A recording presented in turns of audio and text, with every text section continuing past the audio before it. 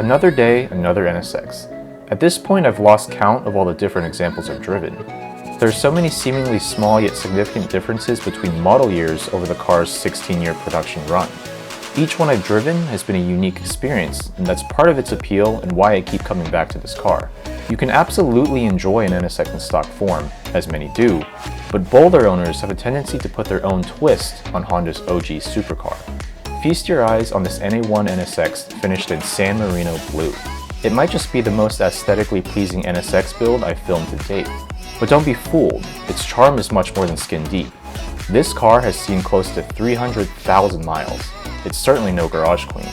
Its owner Anthony has spared no expense in this one-of-a-kind build, clearly, but his mindset is what sets him apart. He's not afraid to treat his NSX the way Honda intended when it was released 30 years ago. His car truly is a daily driven supercar. So let's take it for a spin and, more importantly, ask Anthony about his ownership experience and what the car means to him. Alright guys, what's up? Welcome to another video. Today we have Anthony, aka the Rub Doctor, on Instagram, and we are in his daily driven high mileage Acura NSX. I can see right now it has 263,000 miles. Yeah. That's the most mileage I've ever seen on an NSX personally. But it looks absolutely sick. I love what you've done with the paint job and the body work and the engine. So give me a little rundown about the car. I purchased it back in 2016.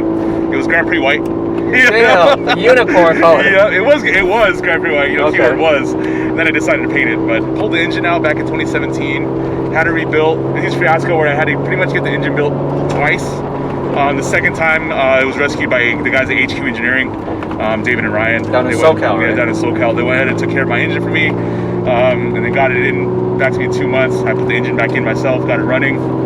Broke it in, brought it down to Bisimoto, down to SoCal to have them tune it. Yeah, I pretty much wanted the build to be something where I can enjoy the car as a daily, and have a lot more fun with it than the stock version. Which is the reason why I also hit you up, because I never really drove the car in the stock version. So I wanted someone who has more of like a stock NSX to sort of give me their feedback on if what I did, had done any good to the car. Makes sense. For sure. So I was like, you know what, hey, I might as well hit a fencing because I know he does videos. I see this car on Instagram every day. You post so many sick photos of it. So it's pretty cool to be finally behind the wheel of it. Oh yeah. It's cool to see how all the NSX owners build their cars differently. Exactly. Yeah. And that's one thing I wanted to do for, like, I had in mind when I built this, was building it in a way to where it's not going to be like, oh, it's another NSX.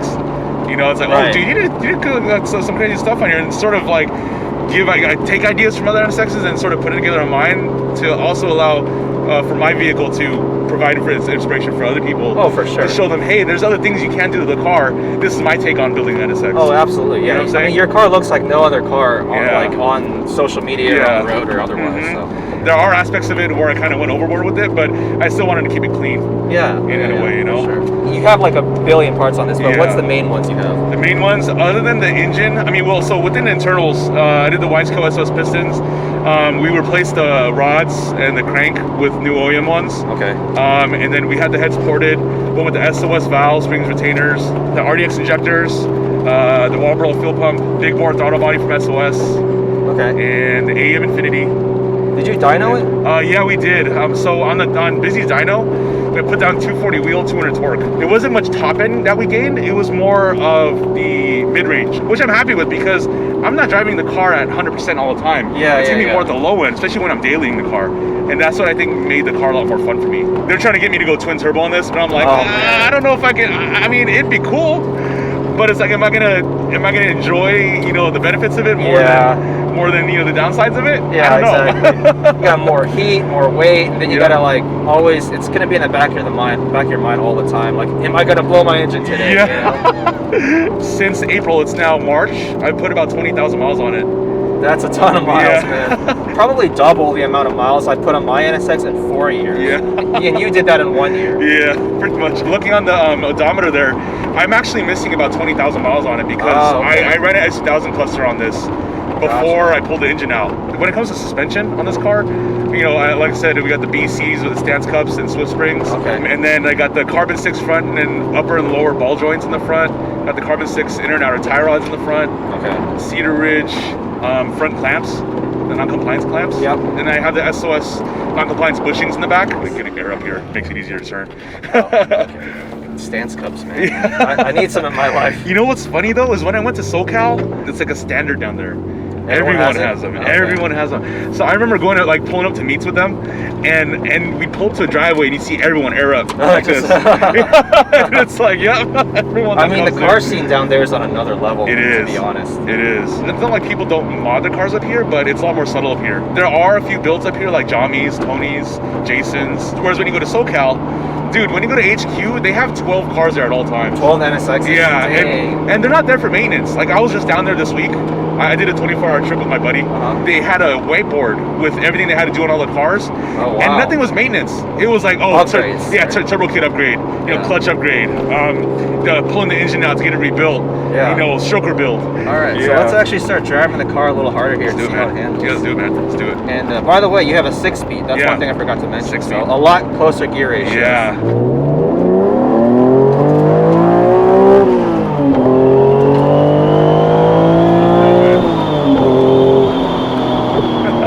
That wind, dude.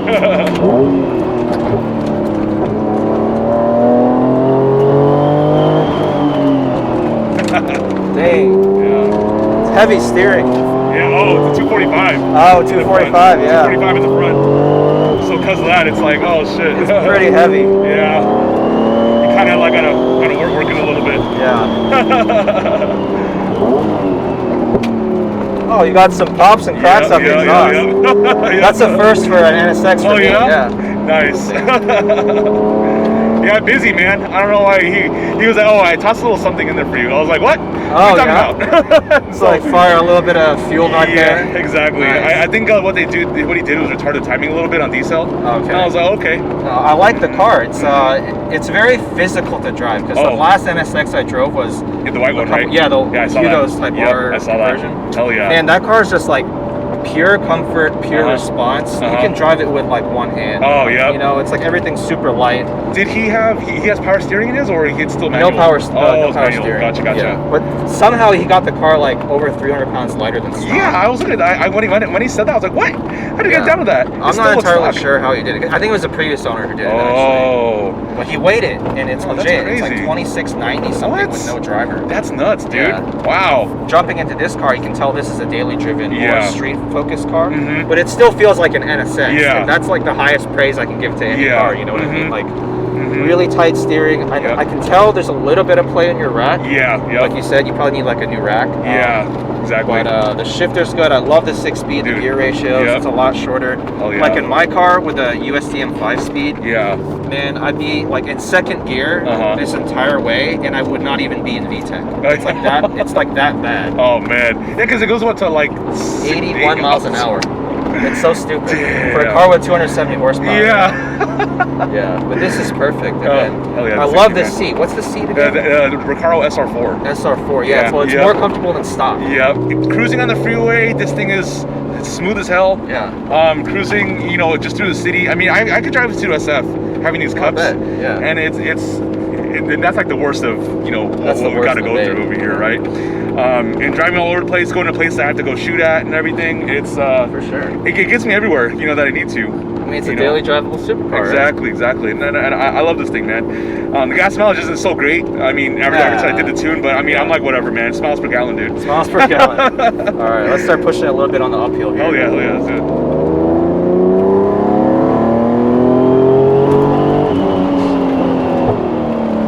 I love that sound. Yeah. That's the softer ones are actually fireballs.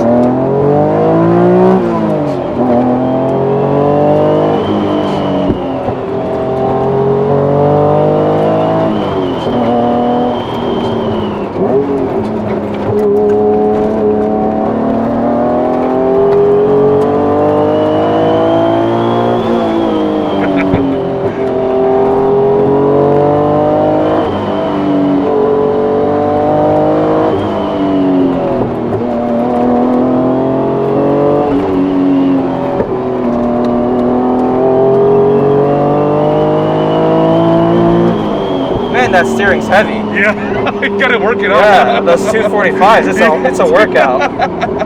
You're gonna get some bump ass Exactly, arms after this, dude. Dude, who needs the gym during COVID? Just drive this car. I was wondering, is like, do I put my 17, 18 setup back on for you, or do I just leave these on? 18, 19, I forgot about that. Yeah. This is the first time I've driven an NSX with 18, 19. Oh, really? Yeah. Okay. Mine's on 17s in the front with the 215. That already feels heavy to me. Oh, really? Okay. Hugo's, I don't know how. Yeah. I keep going back to his car. Like, he's on a 17 front, like a OEM 02 plus wheels. Yeah. How the hell does it's like? I can literally steer that car with one hand. It's so. What tire? Do you even know what tire? He was running an Advan A052, which is a very sticky tire, so you would think that makes it even heavier. Yeah, that's the thing on NSX too, being able to get concave front and rear. That's tough, right? I know Tony was able to do it on his, but he's got super wide front fenders. Yep. I think the Ketrel, I think his are 30 mil wider. I think so. And I'm like, damn, okay. Yeah. So with this, I could fit a 9 plus 22, 9.5 plus 22 in the front with a 245. So damn, you just know all the fitment specs off the top of your head. Like, that's I'm my just thing, like, Doc. well, that's your thing. Yeah, that's my thing. By the way, plug your Instagram real quick. Oh yeah, so my Instagram is TheRubDoctor. Just hit me up for a lot of my posts on my page are about my car, but on my stories I have a lot of the Fender Rolling jobs that I do. Yeah, so usually on the weekends I'll do it, but if I got car shit planned, I'm like, all right, car stuff's gonna take priority. I'm gonna schedule everyone else during the week. Priorities. So, hell yeah. But you'll see people who are just scared to roll their fenders or go with an aggressive wheel setup because they don't know anyone who can roll the aluminum front fenders. Right. So because I'm around and be like, yo, I can totally take care of that for you, no problem. I got you. Yeah. Like, oh, okay, cool. Now I can go a little more aggressive on my setup. I can go lower. I can go with a wider tire. So one question that I'm sure a lot of people who are not like NSX experts would be curious about is like cost of ownership, right? And I think for you, obviously, your cost of ownership with all the mods and stuff is going to be way higher. But specifically because the mileage is so high. Talk to me about that. Like, if someone was to buy a high mileage NSX. Yeah. So a disclaimer: me pulling the engine out was due to my neglect. I wasn't keeping an eye on the oil, and I was burning through it. And I think what did it was my PCV valve was clogged. I only had like 3,000 miles on the oil before it was oil starvation. Oh, I see. And it started knocking. I mean, because I don't really see anyone ever need to rebuild an engine like that unless they're boosted. Yeah. So I mean, you can't really be scared of getting a high mileage NSX because more than likely it was taken care of. Okay.